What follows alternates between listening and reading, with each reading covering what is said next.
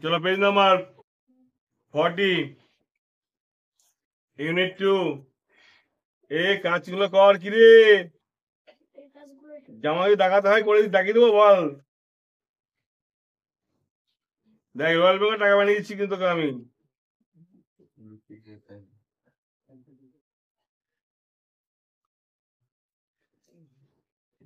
Lucy Mount মন্টেগোমারির লেখা hour রানার kite এই ইউনিটটা ফলো করো, বই আঙুল দিতে কাজ করো। বলছি ইট ইজ অলওয়েজ লাভলি, এটা সবসময় একটা ভালো লাগার ভালোবাসার বিষয় ছিল। কোথায়? অন বিঘাপমন ইন সামার, গরমকালে সামার মানে গরমকালে বিঘাপমনে একটা ভালো লাগার বিষয় ছিল। কি ছিল? হোয়েন ইট ইজ ফাইন, যখন আবহাওয়াটা খুব সুন্দর থাকতো। The harbour is blue and calm, ওই বন্দরটা তখন কি হতো, পুরো নীলাভ হয়ে যেত এবং শান্ত থাকতো। With little wind and ripples, অর্থাৎ little wind and ripples, ripple মানে কি? ঢেউ। অর্থাৎ তখন কি হতো, সমুদ্রের তেজ কমে যেত, তখন ঢেউটা কি হতো, ছোট ছোট ঢেউ থাকতো। আর কি থাকতো? হালকা বাতাস থাকতো সেই সময়টা। এভরি সামার, প্রতি সামারে মানে গরমকালে, উই হ্যাড সাম হবি, আমাদের কিছু শখ ছিল। দ্য লাস্ট সামার, গত সামার মানে গত গরমকালে, বিফোর ডিক অ্যান্ড মিমি কেম, অর্থাৎ ডিক অ্যান্ড মিমি আসার আগে, এরা তখন ডিক অ্যান্ড মিমি এরা ছিল ওর পিস্তত ভাই, কিন্তু পরিচয় আগে ছিল না, যেহেতু গল্পটা বলছে সেক্ষেত্রে আমি বলছি। এরা আসার আগে we were KG about kite, আমরা ঘুড়ি সংক্রান্ত ভীষণ কেজি ছিলাম, কৌতূহলী ছিলাম, আগ্রহী ছিলাম। বুঝা গেল? কি নিয়ে? ঘুড়িকে নিয়ে। এ বয় অন দ্য মেনল্যান্ড, একটা ছেলে, মেনল্যান্ডের একটা ছেলে, showed Claude how to make them, অর্থাৎ ক্লডকে শিখিয়েছিল কিভাবে ঘুড়ি তৈরি করতে হয়। মেনল্যান্ডের একটা ছেলে ক্লডকে শিখিয়েছিল কিভাবে ঘুড়ি তৈরি করতে হয়। ব্যাক টু মানে ব্যাক অন আইসল্যান্ড, অর্থাৎ দ্বীপে ফিরে এসে, we made plenty of kite, আমরা প্রচুর ঘুড়ি বানিয়েছিলাম। Claude would go around to the other side of the island, সেই দ্বীপের অন্য সাইডে ক্লড চলে যেত।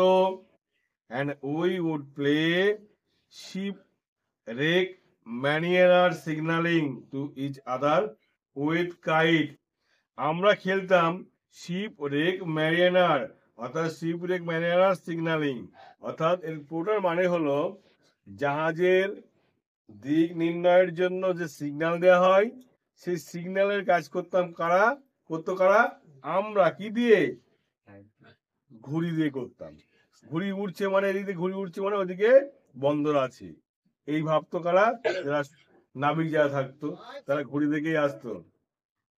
Clod used to go around to the other side of the island, Claude কি করতো? ক্লড সেই দ্বীপের অন্য সাইডে চলে যেত।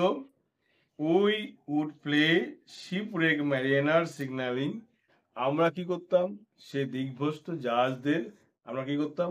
সিগন্যাল দিতাম। কার সাহায্যে দিতাম? উইথ কাইট, ঘুড়ি দিয়ে আমরা কি করতাম? যেই সব জাহাজগুলো দিকভ্রষ্ট হয়ে যেত তাদের আমরা সিগন্যাল দিতাম এই ঘুড়ির সাহায্যে।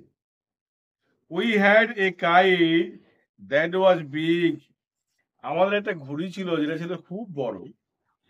And cover with lovely red paper, এবং সেটা লাল রঙের পেপার দিয়ে সেটাকে তৈরি করা হয়েছিল। We pasted a gold tinsel star all over it, আমরা একটা কি করেছিলাম? গোল্ড টিনস্টেল স্টার মানে হলো সোনালী বর্ণের একটা চকচকে একটা স্টার এঁকে দিয়েছিলাম। কোথায়? সেই ঘুড়িতে এঁকে দিয়েছিলাম। And had written hour name full on it, এবং তার উপরে আমাদের নাম পুরোপুরি লিখে দিয়েছিলাম। ওটাই কি লিখে দিয়েছিলাম?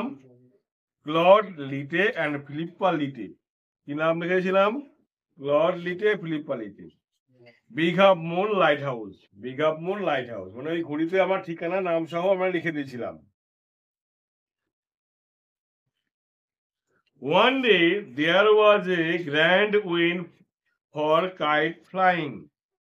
একদিন সেখানে ছিল ভীষণ বাতাস ঘুড়ি ওড়ানোর জন্য। আই অ্যাম নট শিওর, আমি নিশ্চিত ছিলাম না, হাউ ইট হ্যাপেন, কিভাবে এটা ঘটেছিল, এত বাতাস হলো কেন। But as I was bringing the kite from the house, যে আমরা বাড়ি থেকে চলে গেলাম ঘুড়িটা আনার জন্য, I trip and fell over the rock. I trip মানে আমি হোঁচট খেলাম, আর ফেল ওভার দ্য রক, পাথরের উপরে গিয়ে পড়ে গেলাম।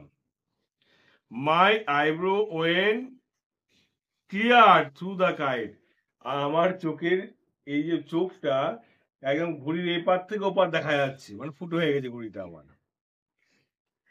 মেকিং এ বিগ হোল, বড় একটা ফাঁকা হয়ে গেছে ঘুড়ির মাঝখানে।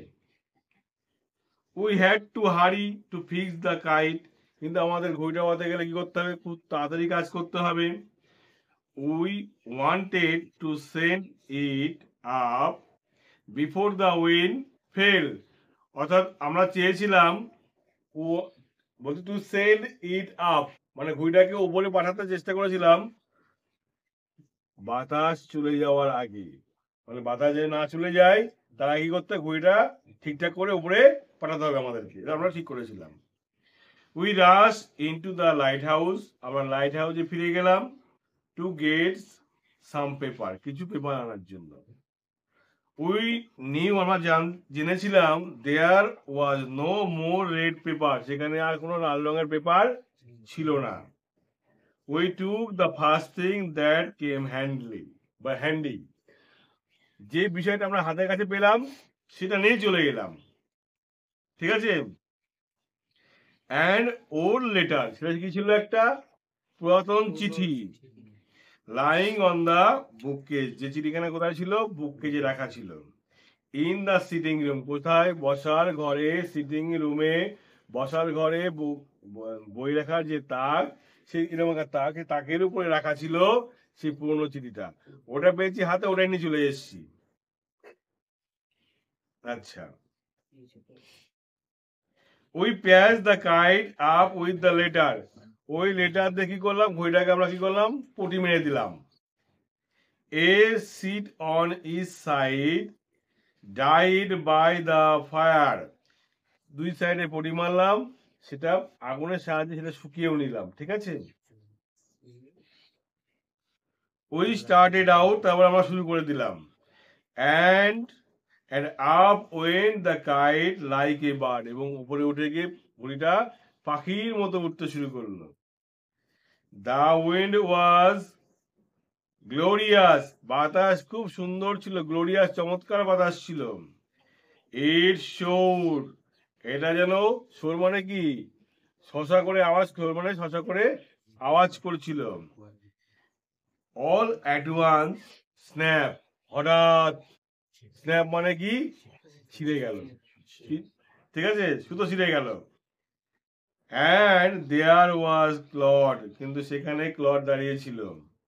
Standing with a bit of card in his hand, হাতে একটা কার্ড তার ছিলই, মানে আর চিঠি একখানা ছিল, আরেকটা হাতে কিছু একটা নিয়ে এসেছিল, সেটা হাতে করে দাঁড়িয়ে হা করে থাকে, যা ঘুরে চলে যাচ্ছে বোকাটা হয়ে। লুকিং পুলিশ, দেখে মনে হচ্ছে বোকা একটা, ঘুরি ঘুরিয়েছে, ভালো ঘুরছে, ঘুরি বোকাটা চলে যাচ্ছে, ব্যাস, ও নিরুপায় হা করে দেখছি।